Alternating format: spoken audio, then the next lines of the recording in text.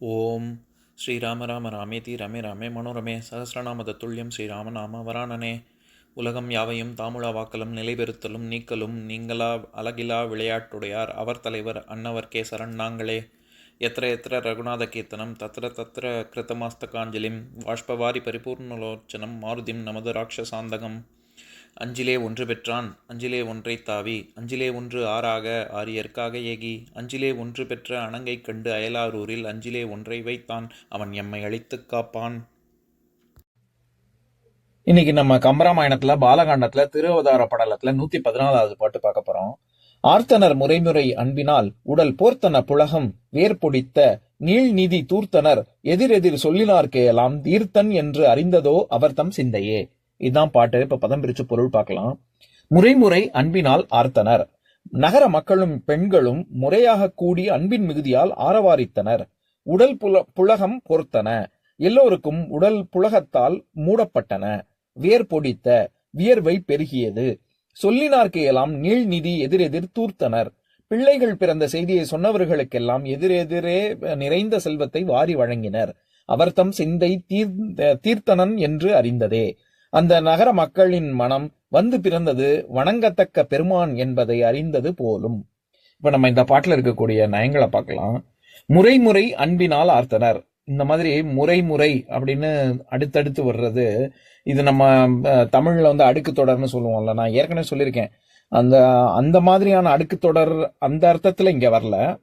இது நம்ம ஏற்கனவே ஒரு பாட்டு இதே மாதிரி பார்த்திருக்கோம். 281வது பாட்டுல சித்தரும் இயக்கரும் தெரிவைமார்களும் வித்தக முனிவரும் விண்ணுள்ளோர்களும் நித்தரும் முறைமுறை நெருங்கி ஆர்ப்புற தத்துரல் ஒழிந்து நீள் தருமம் ஓங்கவே அப்படிங்கிற பாட்டுல முறைமுறை அப்படின்னா ஒழுங்கான சரிவர அடிக்கடி திரும்ப அப்படின்னு சொல்றோம்ல, அந்த பொருள்ல வருது. ஏன்னா பொதுவாவே அடுக்கு தொடர்கள் 7 விதமா சொல்லுவாங்க.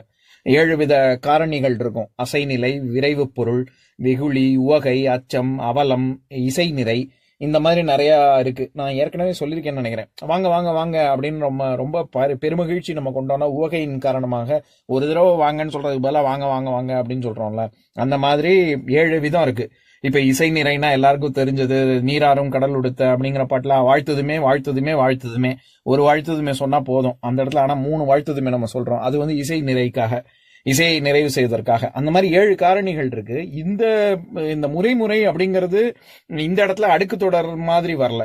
இது பல முறை அவர்கள் திரும்ப திரும்ப கோஷம் போட்டார்கள், அன்பு மிகுதியால் ஆர்ப்பரித்தனர் அப்படிங்கிற பொருள்ல தான் வருது.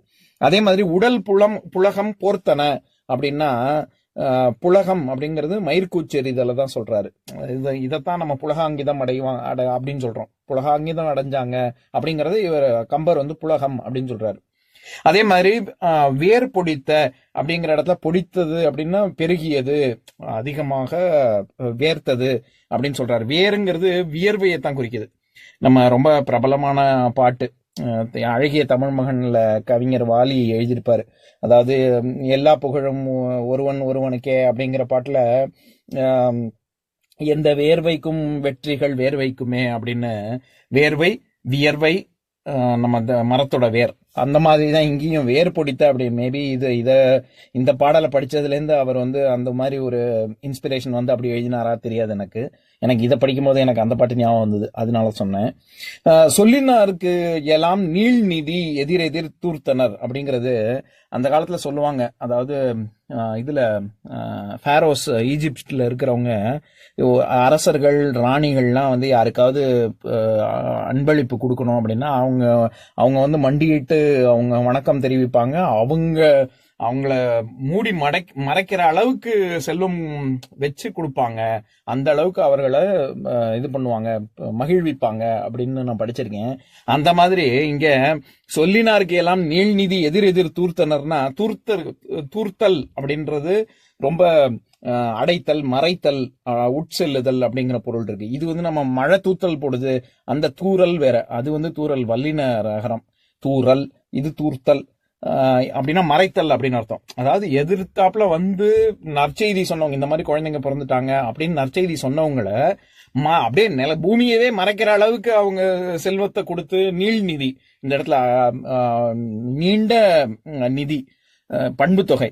அதாவது அப்பேற்பட்ட மறைக்கிற அளவுக்கு அவங்க எல்லாத்தையும் கொடுத்தாங்க, இது செல்வங்களை எடுத்து கொடுத்தாங்க அப்படின்னு சொல்ல வர்றாரு.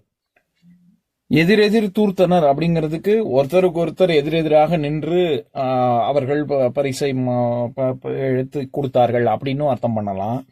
அதே மாதிரி தீர்த்தன், அதாவது எப்பேற்பட்டவன் ராமபிரான் அவர்தம் சிந்தை தீர்த்தனன் என்று அறிந்ததே, ரொம்ப வணங்கத்தக்க பெருமான் அப்படின்னு அந்த இடத்துல தீர்த்தம் அப்படிங்கிறது, தீர்த்தன் அப்படின்னா ரொம்ப தூயவன், தூய்மை படைத்தவன் அப்படின்னு அர்த்தம். பொதுவாகவே நம்ம அதனாலதான் சுவாமி அபிஷேக நீரை நம்ம தீர்த்தம்னு சொல்றோம், ஏன்னா அது ரொம்ப பரிசுத்தமானது அப்படின்னு. அது அதே மாதிரி இது சமணர்கள் தீர்த்தங்காரர்கள் அப்படின்னு தானே சொல்றாங்க, மிக தூய்மையானவர்கள் அப்படிங்கிறதுனால தீர்த்தங்காரர்னு சொல்றாங்க. இதை தவிர நம்ம புண்ணிய நீர்த்துறை நீராடிட்டு வர்றது, அதுக்கு நான் தீர்த்தத்துக்கு தீர்த்த யாத்திரை அப்படின்னு தானே சொல்லுவாங்க. அந்த மாதிரி கேத்திராடனம் போறது அப்படியும் ஒரு அர்த்தம் இருக்கு. இதை தவிர இது திருவிழா அப்படின்னு ஒரு அர்த்தம் இருக்கு. அப்புறம் நெருப்புக்கும், ஏன்னா நெருப்பு எல்லாத்தையுமே சுத்திகரிக்கக்கூடிய ஒரு சுத்தம் செய்யக்கூடிய ஒரு தன்மை நெருப்புக்கு இருக்கிறதுனால தீர்த்தம்ங்கிறது தீயையும் குறிக்கும், யாகத்தை குறிக்கும். இதை தவிர பெண்களின் பிறப்புறுப்பு அதுவும் ரொம்ப தூய்மையானது பரிசுத்தமானதுங்கிறதுனால தீர்த்தம்ங்கிறது அதையும் குறிக்கும். இந்த இடத்துல தீர்த்தன் அப்படின்னா ரொம்ப தூய்மையானவன் ராமன். விஷ்ணு இப்படி அவதரிக்கிறது அவங்களுக்கு ஏற்கனவே தெரிஞ்சிருக்கு போல இருக்கு. அவர் தம் சிந்தை தீர்த்தனன் அப்படின்னு சொல்றாருல, சிந்தைன்னா மனம்னு அர்த்தம். அவங்களுக்கு ஏற்கனவே தெரிஞ்சிருக்கு, அதனாலதான் இவ்வளவு சந்தோஷப்படுறாங்க அப்படின்னு சொல்ல வர்றாரு. எதிரெதிர் சொல்லினார்க்கு எல்லாம் தீர்த்தன் என்று அறிந்ததோ அவர்தம் சிந்தையே அப்படிங்கிற வர்ற இடத்துல அறிந்ததோ, அந்த ஓகாரம் வியப்பு பொருள் குறித்து வருது. பொதுவாகவே ஓகாரம் நம்ம நிறைய குறிப்பு அதுல இருக்கு. அதாவது உயர்வு குறிப்பு. இப்போ ஓ பெரியன் அப்படின்னா அவங்க ரொம்ப பெரியவங்க ஓ அப்படின்னு, நம்ம இங்கிலீஷ்ல கூட ஓஹெச் அப்படின்னு போட்டு நம்ம உச்சரிச்சு சொல்லுவோம்ல, அது ரொம்ப உயர்வு சிறப்பு குறிப்புக்கும் பயன்படும். அதே சமயம் இழிவு கழிவிறக்க குறிப்பு, அதாவது அடடா அப்படி ஆயிடுச்சு அப்படிங்கிறதுக்கு ஓ கொடியன் அப்படி நடந்துடுச்சு, அல்லது ஓ கொடியன் அப்படின்னு ரொம்ப மட்டமா இழிவா சொல்றதுக்கும் ஓங்கிற சொல் நம்ம அந்த சொல் பயன்படுத்துவோம். இதை தவிர ரொம்ப மகிழ்ச்சியின் குறிப்பு, அதையும் அடேங்கப்பா இப்படி நடந்துடுச்சு இப்படியா அப்படின்னு அந்த வியப்பை குறிக்கிறதுக்கும் பயன்படுத்துவோம் நம்ம. இது சிலப்பதிகாரத்துல ஒரு ரொம்ப பிரபலமான ஒரு பாட்டு. அதாவது இது புகார் காண்டத்துல காணல் வரி அப்படிங்கிற பகுதியில அந்த தலைவி எப்பேற்பட்ட அழகு பொருந்தியவள் அப்படின்னு வர்ணிக்கிற ஒரு பாட்டு. அதை படிக்கிறேன் கேளுங்க. கயல் எழுதி வில் எழுதி கார் எழுதி காமன் செயல் எழுதி தீர்த்த முகம் திங்களோ காணீர், திங்களோ காணீர் திமிழ் வாழ்னர் சீரூர்க்கே அம்கண் ஏர் வானத்து அரவு அஞ்சி வாழ்வதுவே அப்படின்னு.